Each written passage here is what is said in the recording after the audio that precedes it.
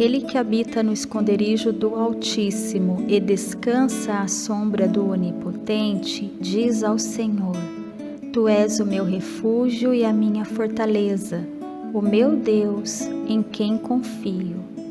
Pois ele livrará você do laço do passarinheiro e da peste perniciosa. Ele o cobrirá com as suas penas e sob as suas asas você estará seguro. A sua verdade é proteção e escudo. Você não terá medo do terror noturno, nem da flecha que voa de dia, nem da peste que se propaga nas trevas, nem da mortandade que assola ao meio-dia. Deus diz: porque a mim se apegou com amor, eu o livrarei, eu o protegerei, porque conhece o meu nome. Ele me invocará, e eu lhe responderei. Na sua angústia eu estarei com ele. Eu o livrarei e o glorificarei. Vou saciá-lo com longevidade e lhe mostrarei a minha salvação.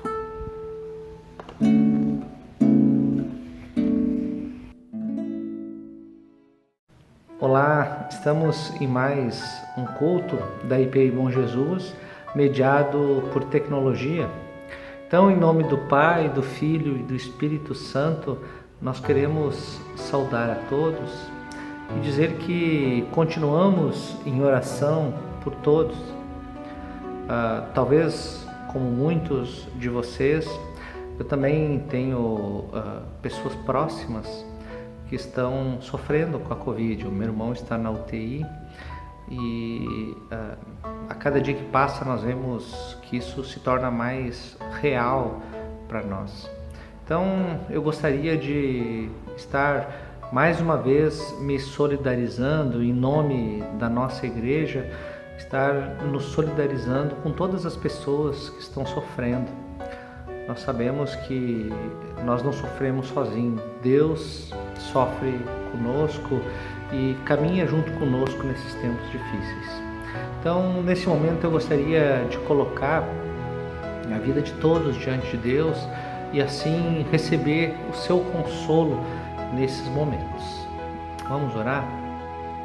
Deus querido, Deus amado, nós, em nome de Jesus, temos a necessidade de ouvir a Tua voz e sentir a Tua presença na nossa vida.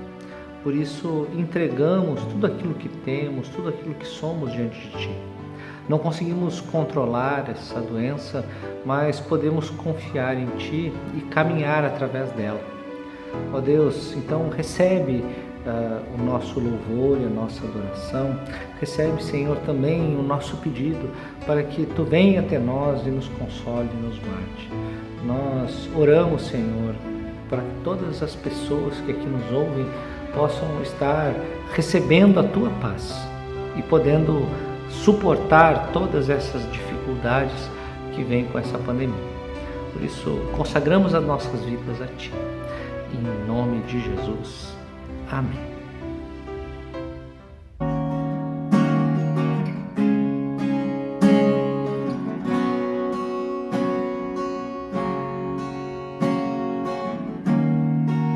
Antes de eu falar, Tu cantava sobre mim. Tu tens sido tão, tão bom pra mim. Antes de eu respirar, sopraste Tua vida em mim. Tu tens sido tão, tão bom pra mim. Oh, impressionante, infinito e ousado amor. Oh, me deixa as 99 só pra me encontrar. Não posso comprá-lo, merecê-lo,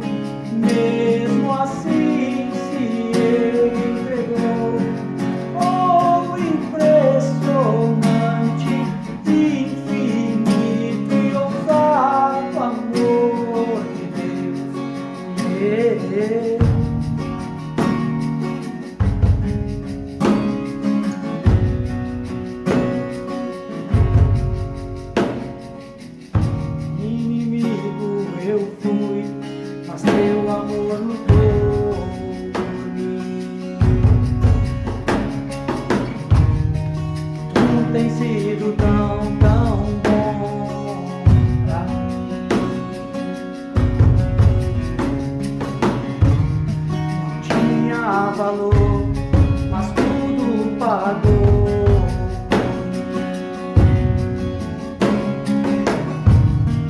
Tu tens sido tão, tão bom pra mim.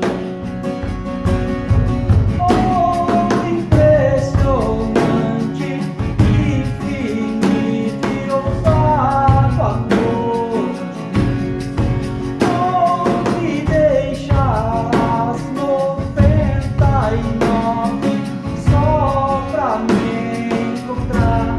Não posso comprá-lo, merecê-lo, mesmo assim se entregou. Oh, impressionante, infinito e ousado amor de Deus. Yeah.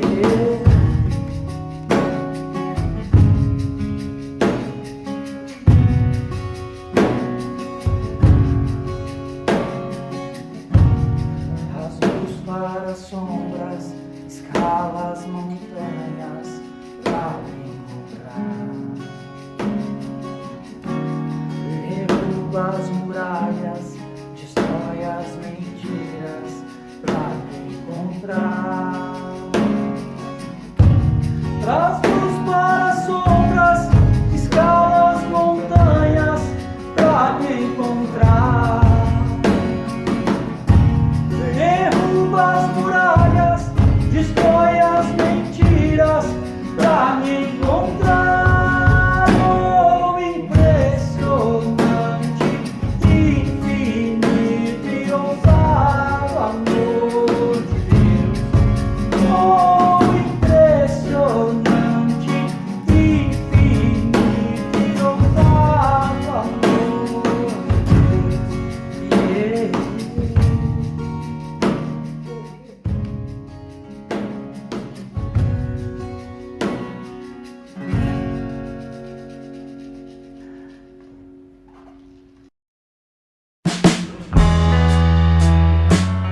Olá, eu sou o Drogo. Hoje eu sou pastor, mas nem sempre foi assim. Você pode me chamar de Drogo. Meu nome é Odair, minha mãe me chamava de Júnior, me chama até hoje. Eu ganhei esse apelido na igreja. Eu nasci na igreja, cresci na igreja, mas quando eu tinha 15 anos, eu comecei a tocar bateria. E logo eu comecei a fazer um som na igreja com alguns amigos. Um que tocava guitarra, outro que tocava baixo. E logo nós estávamos tocando não só na igreja, mas também fora da igreja. E logo nós estávamos com uma banda cheia de sonhos, cheia de projetos, tocando em barzinhos. Até que um presbítero da igreja descobriu e levou a gente para o conselho. Eles diziam que era impossível a gente tocar na igreja e tocar no mundo. E nesse dia a gente brigou e eu acabei parando de tocar na igreja. Foi um dia muito triste para minha família, porque eu me desliguei de várias coisas da igreja e comecei a me empenhar na cultura secular. Só que no meio disso tudo havia a ilusão de um mundo que é mentiroso. O mundo jaz no maligno, mas a gente demorou muito tempo para entender isso. Logo eu estava envolvido com drogas, com promiscuidade, com mentiras, até que eu passei por um processo de conversão muito forte. E quando eu estava no fundo do poço, já tinha perdido emprego, já estava vivendo do vício, eu tive uma experiência muito forte com Jesus num acampamento. E essa experiência foi a motivação maior para eu vencer os meus vícios, para eu voltar para o caminho de Deus, para eu voltar para a igreja, para eu abrir meu coração para minha família, eu comecei a viver uma grande transformação. Só que eu era um cara tatuado, com uma história ruim, com um passado marcado por rebeldia na igreja. E então eu não me esqueço de um dia que o pastor chegou para mim e perguntou: viu, quando é que você vai tocar no louvor? Aí eu falei: eu não vou tocar. Por quê? Porque o pessoal lá da liderança disse que eu não tenho perfil. Naquele dia o pastor me levou para o ensaio do louvor que estava acontecendo e ele chegou pro líder do louvor, e eu entendo o líder do louvor, eu não estou aqui criticando o cara.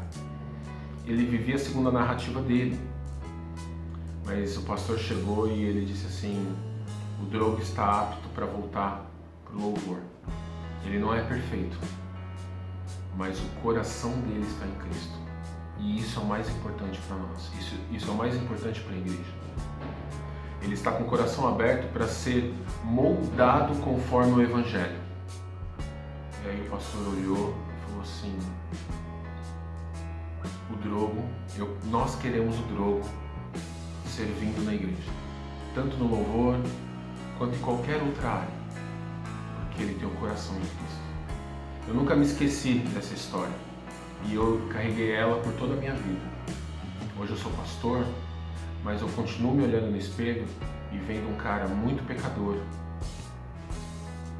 que tem uma história de pecado e que diariamente escolhe ouvir a voz de Cristo. A igreja não precisa de pessoas perfeitas. A igreja precisa de pecadores que reconhecem o seu pecado e que têm o coração em Cristo.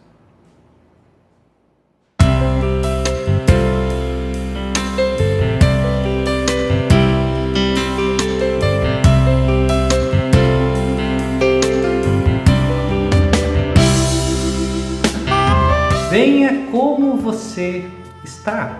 Eu acho que essa frase resume bem a nossa série Proibido Pessoas Perfeitas.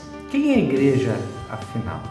Venha como você está significa que uma das principais características da comunidade de Jesus é saber se relacionar com pessoas que têm crenças e valores diferentes, ou seja, que pensam e se comportam de maneira diferente.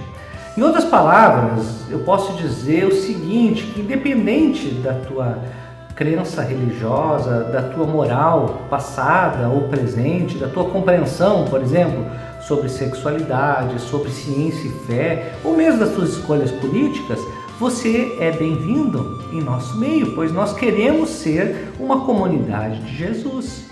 O nome disso é aceitação, e é sobre esse tema que eu gostaria de falar com você hoje. Como é possível criar uma cultura de aceitação em um grupo de pessoas diferentes e especificamente em uma comunidade de discípulos de Cristo? Para tratar dessa questão, nós vamos ver duas porções da carta do apóstolo Paulo à igreja que se reunia na cidade de Roma. Romanos 14, 1 a 3 e Romanos 15, 1 a 7. Me acompanhe. Aceitem o que é fraco na fé, sem discutir assuntos controvertidos. Um crê que pode comer de tudo, já outro, cuja fé é fraca, come apenas alimentos vegetais. Aquele que come de tudo não deve desprezar o que não come, e aquele que não come de tudo não deve condenar aqueles que comem, pois Deus o aceitou. Nós, que somos fortes, devemos suportar as fraquezas dos fracos e não agradar a nós mesmos. Cada um de nós deve agradar ao seu próximo para o bem dele, a fim de edificá-lo. Pois também Cristo não agradou a si próprio, mas como está escrito: os insultos daquele que te insultaram caíram sobre mim. Pois tudo o que foi escrito no passado foi escrito para nos ensinar, de forma que por meio da perseverança e do bom ânimo procedentes das Escrituras, mantenhamos a nossa esperança. O Deus que concede perseverança e ânimo, dê-lhes um espírito de unidade, segundo Cristo Jesus, para que com um só coração e uma só boca vocês glorifiquem ao Deus e Pai de nosso Senhor Jesus Cristo. Portanto, aceitem-se uns aos outros da mesma forma como Cristo os aceitou, a fim de que vocês glorifiquem a Deus. Nessa passagem, Paulo nos mostra duas coisas: o desafio da aceitação e o caminho cristão para a aceitação. Vamos ver o primeiro desafio da aceitação.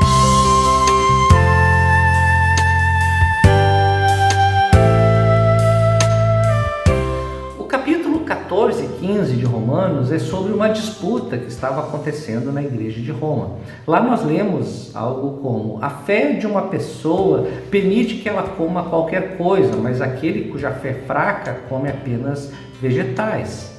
Agora, o que ele está falando? É claro que Paulo não está falando contra os vegetarianos. Acontece que na história da formação do povo de Israel, quando eles viviam no meio de outras nações que eram dominantes, ter um tipo de alimentação específica ajudava eles a se diferenciar dos outros povos. Por quê? Porque esses povos, eles sacrificavam as carnes aos deuses pagãos. Então os israelitas comiam apenas vegetais ou carnes com um ritual correto de preparação, algo como que hoje nós temos na comida kasher, que é uma preparação típica do povo judeu. Só que através do Evangelho, essa restrição ela não era mais necessária, porque em Cristo todas as coisas se tornam puras. Paulo chama essas pessoas de fracos na fé, porque embora elas acreditassem que eram aceitas através do que Jesus fez, elas não conseguiam incorporar essas ideias na sua vida. Deus poderia talvez não aceitá-las se elas não conseguissem o ritual certo em relação ao alimento. Talvez fosse esse o pensamento delas. Um exemplo bíblico dessa situação é a história de Pedro e Cornélio em Atos 10. Pedro já era líder da igreja e ainda tinha dificuldades de lidar com pessoas diferentes e com comidas consideradas impuras. Então Deus deu uma visão para ele, onde vinha uma toalha, um lençol, que se abria cheia de comidas que eram impuras. Então Deus diz: come, Pedro. E Pedro responde: eu não como comidas impuras. Então Deus diz a ele: não considere impuro ao que Deus santificou. Essa experiência foi tão impactante para Pedro que depois disso ele é chamado para conversar com alguém de uma outra religião, chamado Cornélio, porque Pedro tinha preconceito com não-judeus, e Pedro entende a visão que ele teve como uma direção de Deus para ele aceitar alguém diferente dele e apresentar o Evangelho com amor.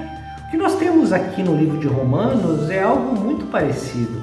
Haviam pessoas na igreja de Roma que vieram do judaísmo e ainda não haviam rompido com as tradições religiosas e eles consideravam impuros determinados tipos de alimento. Mas havia outras pessoas que vieram do paganismo grego e romano que Paulo chamava de fortes e que entendiam que não estavam errados em comer essa ou aquela comida. Para eles não tinha sentido fazer uma coisa assim. Agora, o que nós aprendemos aqui? São duas as coisas e ambas são muito importantes. A primeira coisa que a Bíblia está nos mostrando é que as diferenças existem e não devem ser ignoradas.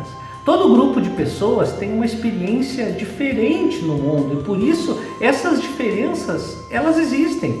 Quando elas vêm para a convivência comum, elas trazem tudo isso junto e nós temos de lidar com essa realidade. Então as diferenças são problemas reais e criam problemas reais, seja na igreja ou em qualquer outro lugar. Então algo que nós não podemos fazer é simplificar o problema, é tratar a diferença entre as pessoas como algo fácil, como algo que qualquer um pode lidar. Definitivamente não é. As diferenças a respeito da fé, da política, da sexualidade, da maneira de conduzir o grupo fazem parte desse ajuntamento e nós não podemos ignorar isso. Pelo contrário, nós devemos levar a sério a importância dessa atenção. Observe no versículo 13, diz assim, ó, aquele que come de tudo não deve desprezar o que não come, e aquele que não come de tudo não deve condenar aquele que come. Percebam que a nossa tendência é desprezar ou condenar as pessoas. Em ambos os casos, nós somos arrogantes, porque nós não trabalhamos as diferenças em si, mas nós tornamos as diferenças, na verdade, algo pessoal, algo moral. Então, gente, as diferenças são realmente um problema. Observe agora uma coisa: embora as diferenças sejam um problema real, elas também são o quê? Uma solução. Como nós somos essencialmente pecadores, nossa percepção sobre qualquer coisa, inclusive sobre a fé, ela sempre vai ser incompleta. Portanto, a comunidade que é diversificada, que está repleta de pessoas diferentes, ela ajuda na compreensão mais completa do Evangelho. Vou dar um exemplo, né? Se na nossa comunidade tiver um ex-alcoolista, por exemplo, ele vai ser uma pessoa disciplinada para poder continuar ficando em pé. Então ele vai ajudar as outras pessoas a ser mais disciplinada. Um crente tradicional, ele vai ser provavelmente mais apegado à palavra, às escrituras, e vai ajudar outros a valorizar a importância de se conhecer e se praticar as escrituras. Talvez alguém que tenha tido uma experiência mais pentecostal ou mais mística, ele vai estimular os outros à oração, vai estimular os outros a buscar Deus com mais intensidade. Talvez, se nós tivermos no nosso meio professores ou pessoas ligadas à educação, elas vão nos ajudar a ter sensibilidade aos problemas que estão acontecendo na nossa região, no nosso bairro. Eles vão nos trazer a real necessidade das pessoas. Talvez tivesse no nosso meio um ativista social, ele vai nos motivar a ajudar as pessoas a perceber a necessidade e como a igreja pode se envolver com isso. Também, né, se tiver um empresário, um gestor, ele vai nos ajudar a valorizar a questão dos recursos financeiros, como gerir isso de maneira mais adequada e assim ajudar a todos numa dimensão que é também espiritual. Portanto, nós podemos dizer que quanto mais homogênea for a nossa igreja, ou seja, quanto mais ela for parecida uns com os outros, ela vai ter mais pontos cegos. Isso quer dizer o seguinte: vão ter partes do reino de Deus que não vão ser conhecidas, não vão ser percebidas e não vão ser experimentadas. Gente, você não consegue fazer tudo sozinho. Nós somos como um corpo, algo que Paulo usa muito como uma figura para descrever a igreja, e realmente nós precisamos uns dos outros. Então, às vezes, apenas nós buscamos nos relacionar com pessoas muito parecidas conosco, mas é apenas no grupo diversificado que você pode ser mais completo. A diversidade é que vai revelar quem você realmente é e quem você pode ser em Cristo. Aqui está a grande ironia, eu creio. Nossas diferenças são realmente um grande problema, mas também é a solução ao mesmo tempo. Assim, nós não podemos negar o enorme trabalho que significa lidar com isso. Então, estudar a Bíblia juntos, adorar juntos em culto, viver juntos, se relacionar juntos, ser discípulos de Cristo junto, faz parte da nossa caminhada. Então, nós temos que conviver uns com os outros. Apenas juntos nós alcançamos o reino de Deus, nós alcançamos a glória de Deus que se dá através de Jesus, porque é através dele que tudo acontece, não por qualquer coisa que nós fazemos. Lembre que o Evangelho não é nada sobre nós, é tudo sobre Cristo. Não é sobre o que podemos fazer para ser aceitos, mas tudo sobre o que Ele fez que nos tornou aceitos. Então nós podemos aceitar uns aos outros. Agora então surge uma pergunta. Ok, as diferenças são um problema e também a solução, mas como nós podemos lidar com as diferenças? Qual o caminho prático para a aceitação? Vamos ver isso agora.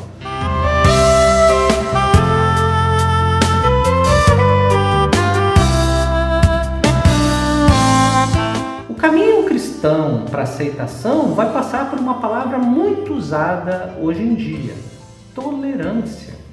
Tolerância é definida pelo dicionário como uma ação de tolerar, de aceitar ou suportar com indulgência, com clemência. É uma disposição para admitir modos de pensar, de agir e de sentir diferentes dos nossos. Cuide bem essa definição, gente. A verdadeira ideia da tolerância implica, na verdade, em você aguentar, sem se queixar, algo que não gostamos, que você não gosta ou que você valoriza. Isso é importante, mas é apenas, eu posso dizer assim, é apenas um docinho perto da aceitação proposta na Bíblia. A tolerância, na verdade, ela não valoriza de maneira mais profunda as pessoas, mas simplesmente aguenta o seu comportamento ou crença sem queixas.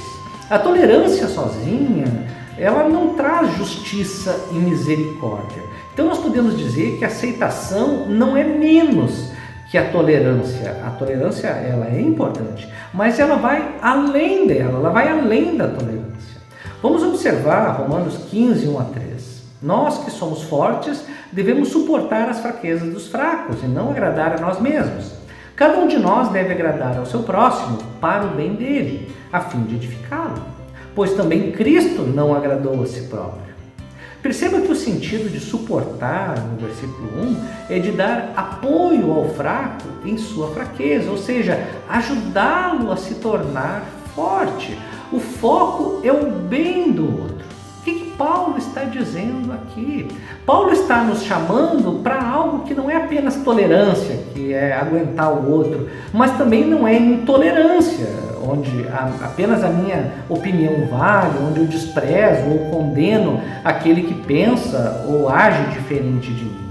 Paulo chama todas as pessoas que compreendem o Evangelho para a aceitação. Ele diz para você aceitar o fraco. Perceba que a palavra fraco aqui não é depreciativa, ele não está desprezando a outra pessoa. Mas então você vai perguntar, mas então o que significa o fraco na fé? É simples, gente, significa que essas pessoas estão erradas. Olha que interessante, segundo a Bíblia não tem problema você ter convicção sobre alguma coisa, considerar algo certo e algo errado. Inclusive a fé cristã, ela é muito clara e específica sobre aquilo que ela considera bom ou ruim para as pessoas. Mas a nossa cultura tem dito que cada pessoa tem a sua verdade, que o importante é satisfazer o desejo do seu coração, mas a Bíblia nos alerta que o ser humano, gente, ele é dominado pelo pecado e por ídolos que o afastam de Deus e da vida abundante que Deus planejou para nós. Como diz Jeremias 17:9, enganoso é o coração do homem, desesperadamente corrupto, quem o conhecerá? Então, tem caminhos que estão certos e caminhos que estão errados. Quando você não tem direção, você fica perdido. É como você andar na neblina, você precisa de orientação, você precisa de placas específicas. Você não pode confiar simplesmente na verdade que está no seu coração. A questão aqui, portanto, não é deixar de dizer as coisas, mas abrir mão de agradar a si mesmo, ou seja, desprezar ou condenar o outro. Porque, convenhamos, é bom se sentir superior. O que nós temos que fazer é buscar o bem da outra pessoa, exatamente como Jesus fez. Isso significa, muitas vezes, confrontar o erro. Aceitação, portanto, não significa indiferença. A palavra aceito é a base de toda essa passagem. Ela começa o capítulo 14 e finaliza a passagem em 15:7. A palavra grega para aceitar significa desenhar um círculo aberto. É como abrir os braços e tornar alguém bem-vindo. Em outras palavras, é você ajustar a sua vida e fazer mudanças, a fim de ter um relacionamento com alguém que é diferente de você. Não é você impor uma realidade, mas você se abrir para caminhar com a outra pessoa. Então você se dá conta que que o que significa isso é exatamente o oposto do que o mundo tem dito. O mundo promove o seguinte: não diga que a outra pessoa está errada, mas também não deixe que ela interfira na tua vida. Gente, isso é indiferença. Mas Paulo diz que nós devemos, na verdade, fazer avaliação negativa em amor, respeitosamente, sem olhar de cima para baixo, sem se sentir superior, sem arrogância, sem desprezo ou condenação. Então a questão aqui é que devemos ajustar a nossa vida de várias maneiras, a fim de ter um profundo relacionamento com pessoas que são diferentes. Não significa abrir mão das nossas convicções, mas se dispor a ser um parceiro de caminhada. Essa postura, sem dúvida, é a expressão da encarnação de Deus em Cristo Jesus, que tinha toda a glória e se humilhou à forma humana para nos libertar da escravidão do pecado. Portanto, fortes não são necessariamente aqueles que têm a verdade, mas são aqueles que suportam as falhas dos outros. São aqueles que fazem avaliações negativas com amor, que têm a coragem de ajustar a sua vida para ter um relacionamento profundo com pessoas diferentes, que constroem pontes até elas e cuidam delas, como Jesus fez. Gente, isso é maravilhoso. Paulo não está dizendo que não importa o que o outro creia. Ele não está dizendo, olha, simplesmente adote as suas próprias crenças, que nós vamos adotar as nossas. Não, ele está dizendo o seguinte: eu quero que você fique bem próximo destes que pensam diferente e que você faça todo esforço para ver o lado dele das coisas, que você respeite ele, para entender por que eles acreditam dessa maneira e propor uma jornada específica. Esse é o caminho, certamente diferente do que muitos de nós costumam fazer, mas que podemos fazer em Cristo. Conforme encerra a passagem que nós lemos, no versículo 7, diz assim: portanto, aceitem-se uns aos outros, da mesma forma como Cristo os aceitou, a fim de que vocês glorifiquem a Deus.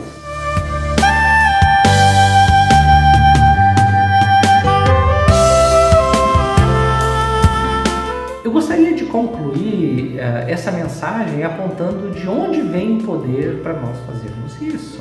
Paulo diz, gente, da esperança. Observe o versículo 14 de Romanos 15.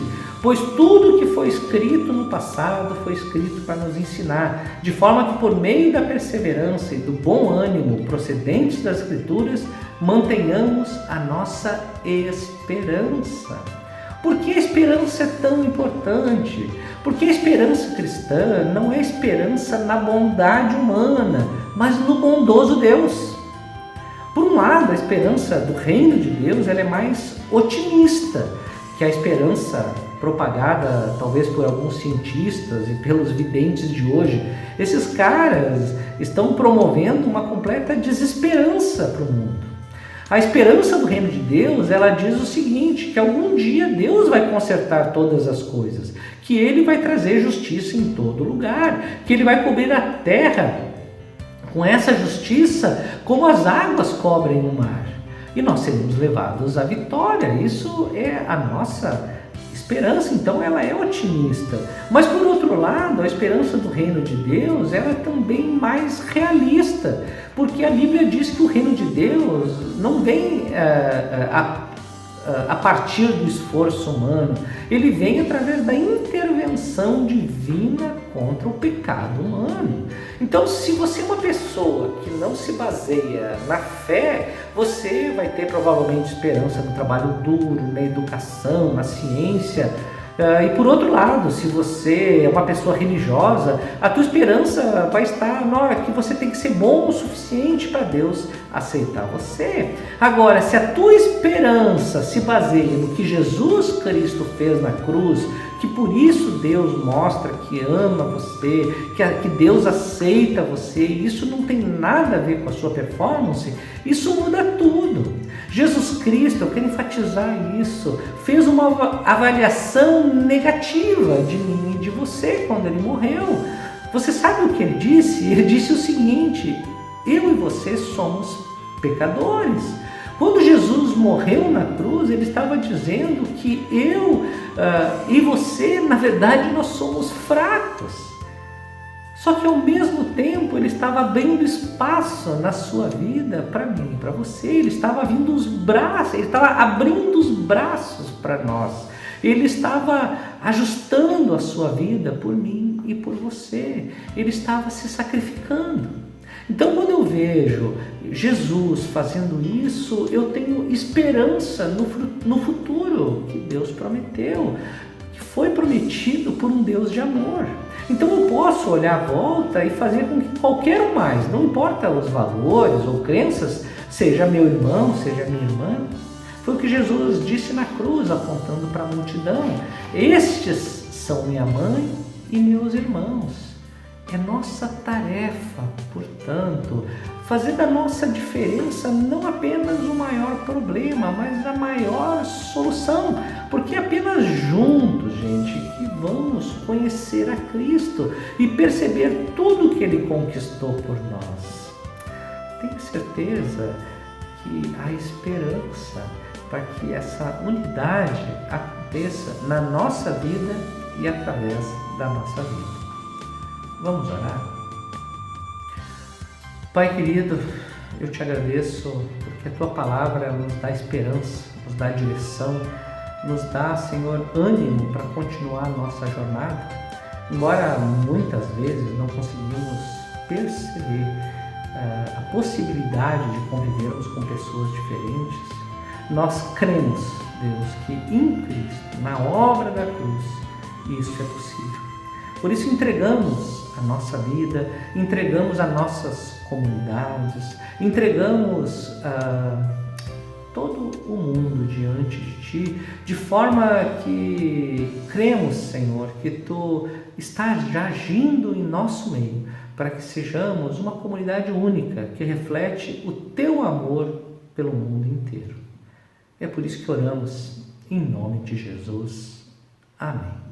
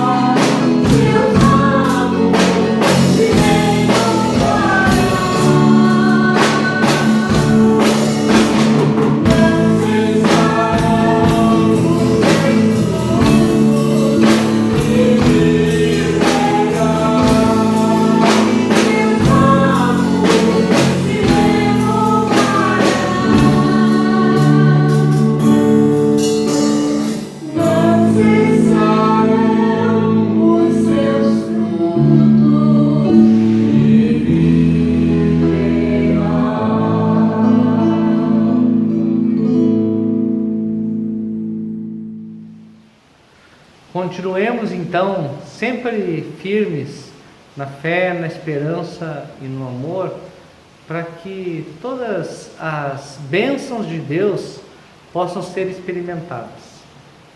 Vamos invocar a bênção do nosso Deus?